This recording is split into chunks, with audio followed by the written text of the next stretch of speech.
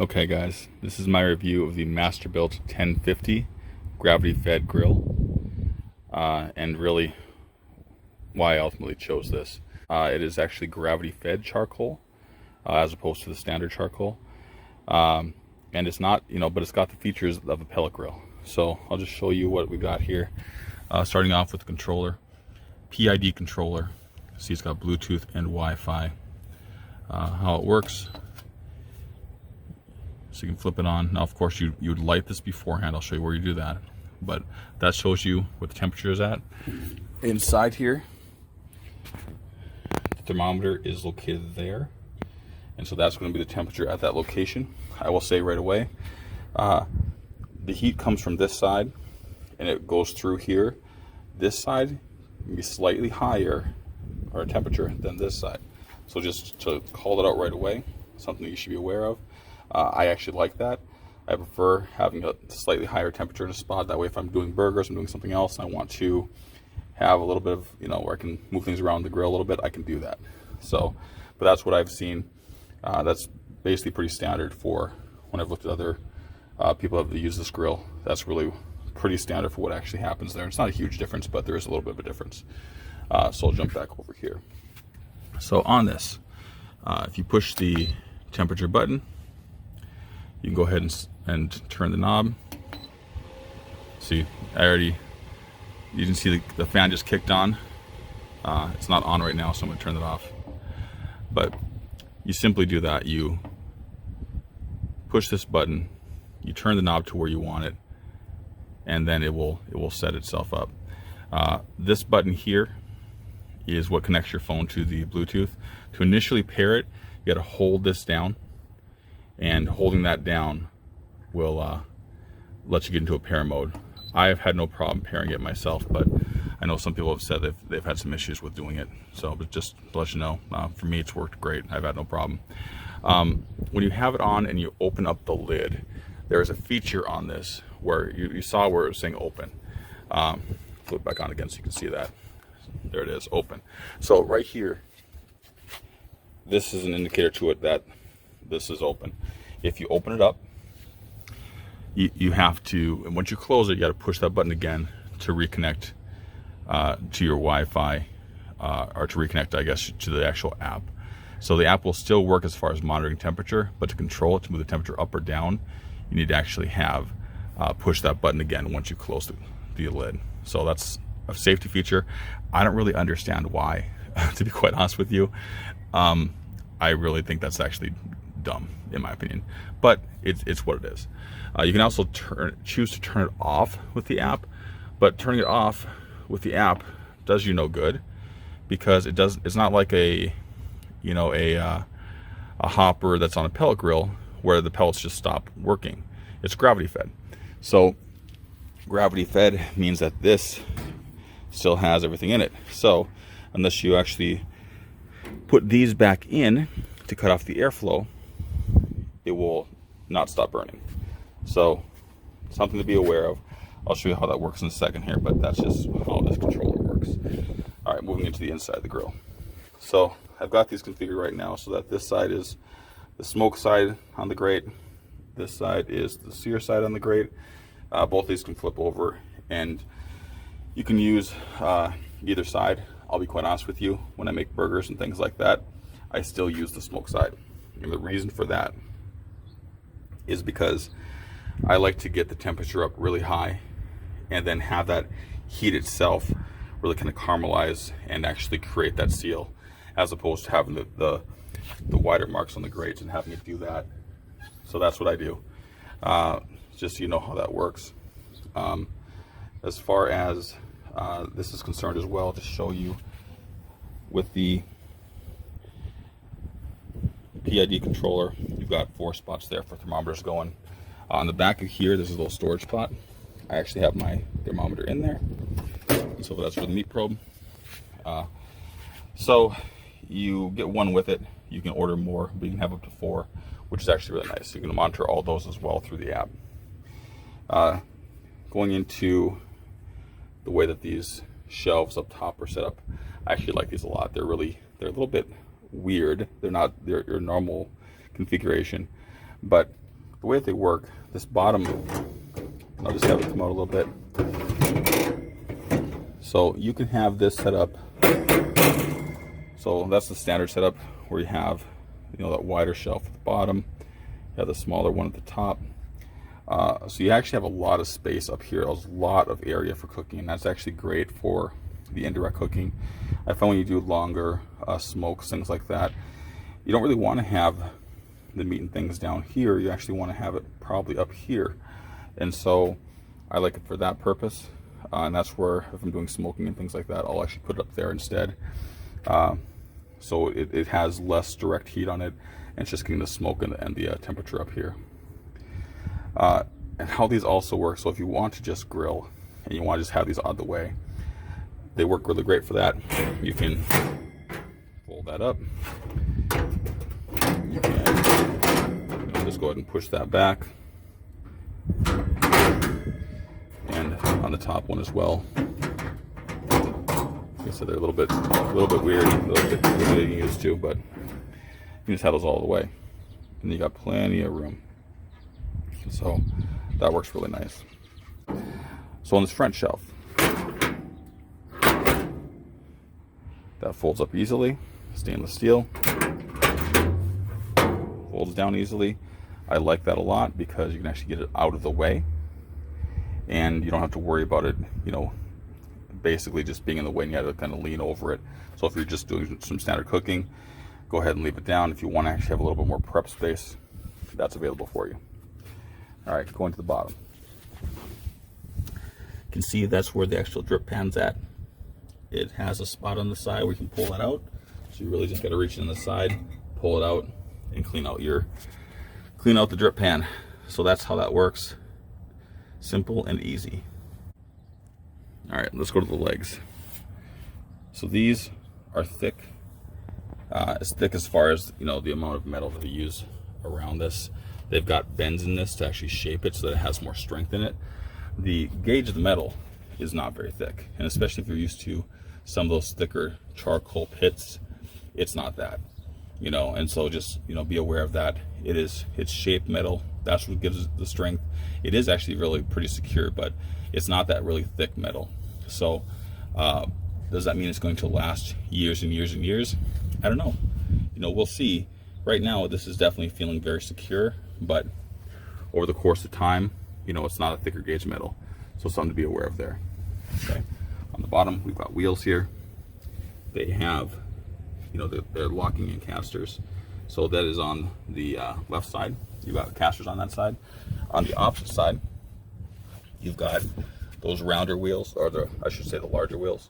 I actually was sent the wrong axle when I got this. So I had to reach out to MasterBuilt through their site. Didn't have a phone number available because of COVID, but I was able to get through their email. Told them what I got the wrong part. I actually showed them a picture of the axle next to a tape measure to show them that I thought this was a 560 axle. They immediately said, "You're right. We sent the wrong one." They sent out a new one in 5 days, and I had a new axle. So a little bit of an inconvenience, but they fixed it really quickly. So I want you to know that.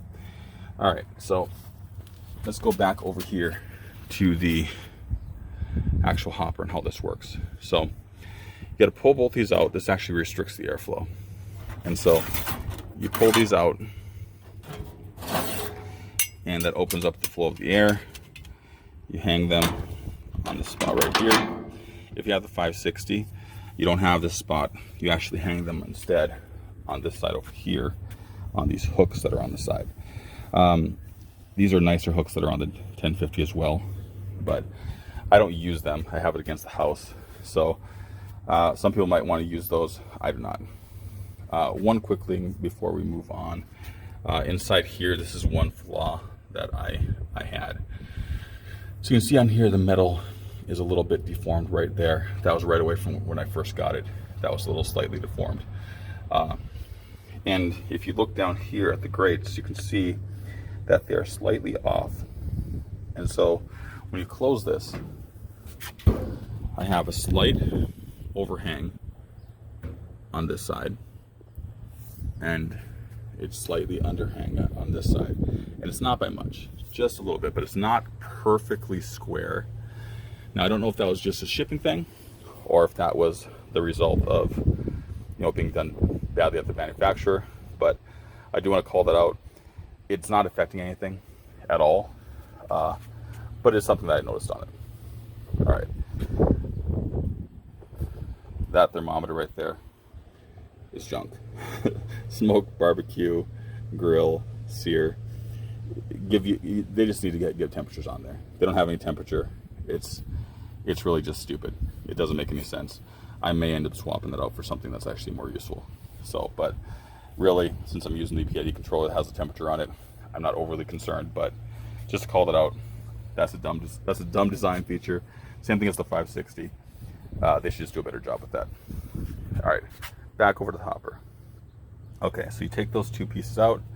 Up here, this is where you put your charcoal. So you can see in there, got the charcoal inside. I actually had taken a couple of chunks out of the bottom and put them back in the top. That's why you actually see a little bit of charcoal there. So I am actually doing a hopper mod, which will actually make that a little bit better. And I will have a video up for that up. I may actually have the video of that up even before this video. So, but just want to show you that.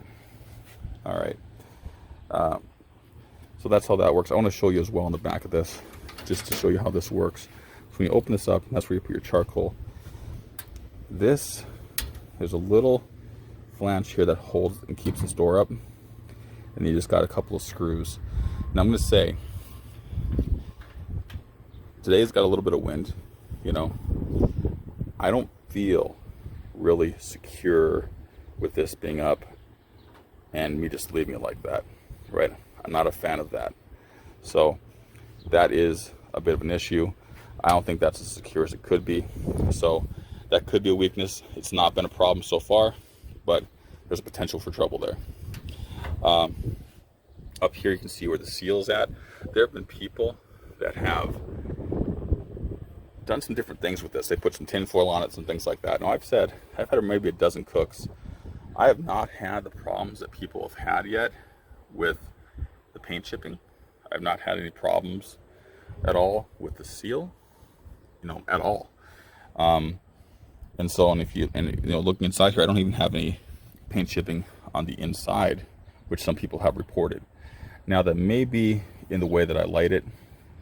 I will show you that in a separate video, how I light it. But maybe because of how I light it, it's different. I don't know. But people have had some problems. I've had none. So I just want to call that out.